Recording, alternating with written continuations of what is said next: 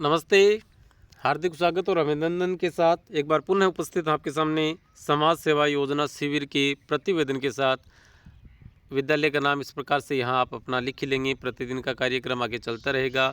कई सारी चीज़ें हैं जो जैसे ये पूरी जो सारणी है वो पहले वाले वीडियो में हम देख चुके हैं, इसलिए इन पे ज़्यादा वक्त ज़ाया न करके सीधे चलते हैं। यहाँ 19 मई 2023 दिन शुक्रवार स्थानीय विद्यालय में समाज सेवा के तीसरे दिन के कार्यक्रम कुछ इस प्रकार से रही। ये तीसरे दिन आ जाएगा भैया।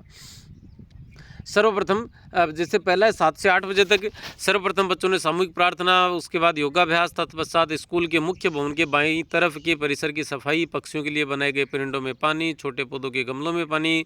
8 से 11 बजे तक की गतिविधि का संचालन। पहले 10 मिनट में राष्ट्रीय एकता, सांप्रदायिक सद्भावना के विषय में बच्चों के साथ कल की गतिविधि पर बात की गई। उसी के आलोक में राष्ट्रीय एकता और सांप्रदायिक सद्भावना की राह में आने वाली समस्याओं और खतरों से निपटने के संभावित प्रयास व करणीय कार्यों पर वार्ता शुरू की गई।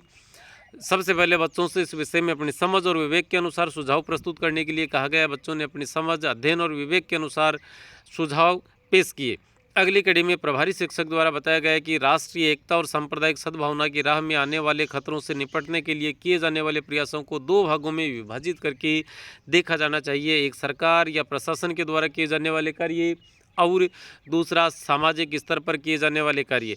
सरकार और प्रशासन के स्तर पर किए जाने वाले कार्यों को भी 2 भागों में बांटा जा सकता है। एक तो देश की सीमा के बाहर से आने वाले खतरों से निपटने के लिए केंद्र सरकार, सेना, खुफिया विभाग, विदेश मंत्रालय, संयुक्त राष्ट्र संघ व अन्य रीजनल संगठनों के माध्यम से आतंकवाद, जासूसी, सीमा पर की जाने वाली अनावश्यक और तनावपूर्ण कार्य गतिविधियों पर रोक लगाई जा सकती है या नियंत्रण रखा जा सकता है।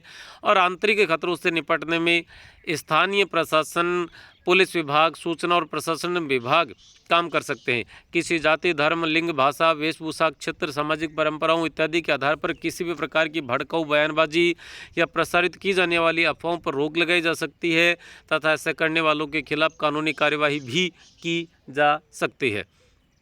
ऐसे अपराधियों के खिलाफ तुरंत प्रभाव से बिना किसी दबाव और लोभ के मामले दर्ज करके भविष्य में ऐसी घटनाओं की पुनरावृत्ति पर अंकुश लगाया जा सकता है। इसके साथ ही प्रशासन द्वारा समाज के प्रतिष्ठित लोगों को विश्वास में लेकर समाज में सौहार्द का माहौल बनाया जा सकता है। समय समय पर समाज के लोगों और प्रशासनिक अधिकारियों की बैठक आयोजित की जानी चाहिए। सामाजिक स्तर पर बात की जाए तो हमें किसी भी जाति, धर्म, उपासना पद्धति, लिंग, भाषा, वेशभूषा, क्षेत्र, सामाजिक परंपरा, विश्वास इत्यादि पर अनर्गल बातों से बचना चाहिए।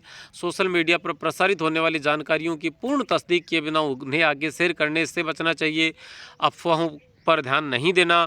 स्कूली स्तर पर होने वाली बैठकों में बच्चों को बताया जाना चाहिए कि हम किस प्रकार से देश की एकता और सामाजिक सद्भावना को बचाने में अपनी महत्वपूर्ण भूमिका निभा सकते हैं। तदुपरांत सभी बच्चों को साथ लेकर गांव में सांप्रदायिक सद्भावना रैली का आयोजन किया गया। रैली में बच्चों ने विभिन्न प्रकार की वेशभूषा धारण करके स्वयं को गांव और समाज के समक्ष प्रस्तुत किया। इस प्रकार तीसरे दिन के पहले सत्र में राष्ट्रीय एकता और सांप्रदायिक सद्भावना के लिए संभावित खतरों से निपटने के संभावित तरीकों पर व्यापक चर्चा हुई। तदुपरांत बच्चों को अल्पाहार और विश्राम के लिए छोड़ा गया। 11 से 11:30 बजे तक अल्पाहार और विश्राम रहा। कुछ बच्चों ने अल्पाहार ग्रहण किया, बाकी ने छोटे पौधों और या फूलों के पौधों में पानी पिलाया। आप अपनी स्कूल के हिसाब से यहाँ पर लिख लें। फिर है 11:30 से 11:45 कार्य योजना की समीक्षा। तो तीसरे दिन के पहले सत्र पर चर्चा हुई। बच्चों ने बताया कि इस विषय पर उनकी समझ पहले से बेहतर हुई है। अब वे ऐसे और प्रयासों को भी खोजेंगे जो राष्ट्रीय एकता और सांप्रदायिक सद्भावना को मजबूत बना सकते हैं और अपनी तरफ से ऐसा कोई कार्य नहीं करेंगे जिससे देश की जनता या देश की एकता और सांप्रदायिक सद्भावना खतरे में पड़ जाए। अंतिम कार्य विभाजन गतिविधि दोपहर 11:15 से 12 बजे तक। इसमें अगले दिन की कार्य योजना पर चर्चा की गई। आज के सत्र की सफलता के लिए बच्चों को बधाई दी गई। कल के सत्र के लिए तैयार रहने पर बात हुई। कल के सत्र की थीम है सरकारी योजनाओं की जानकारी पर बात हुई और इसी के साथ तीसरे दिन की सभा को विसर्जित कर दिया गया। अभिनव सर्वा, व्याख्याता हिंदी साहित्य, माध्यमिक शिक्षा विभाग, राजस्थान सरकार। चैनल पर नए थे तो सब्सक्राइब जरूर कीजिएगा। नमस्ते, धन्यवाद, जय हिंद।